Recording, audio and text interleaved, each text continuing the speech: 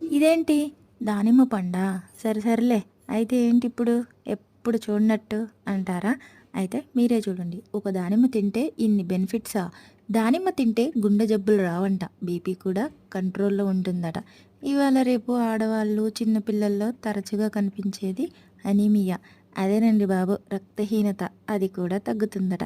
ప్రతి కాలంలో వచ్చే జబ్బులను తట్టుకోవాలంటే దానికి తగ్గ రోగనిరోధక శక్తి కూడా కావాలి. మరి దానిమ్మ తినాలి కదండీ! అలాగే మెదడు ఆరోగ్యాన్ని కూడా రక్షించి అల్జీమర్స్ అదేనండి మతిమరుపు రాకుండా ఉపయోగపడుతుందంట. మరి తింటారు కదా! మన బాడీలో ఏదైనా మార్పు వచ్చిందనుకోండి, ఖచ్చితంగా చూపించేది మన జుట్టు మీదనే. అంతే బ్లడ్ తక్కువ అయిందనుకోండి బాడీలో తప్పకుండా ఫస్ట్ జుట్టే ఊడుతుంది. దానిమ్మ తింటే జుట్టు ఊడడం కూడా కంట్రోల్ అయిపోతుంది. కాబట్టి తింటారు కదా!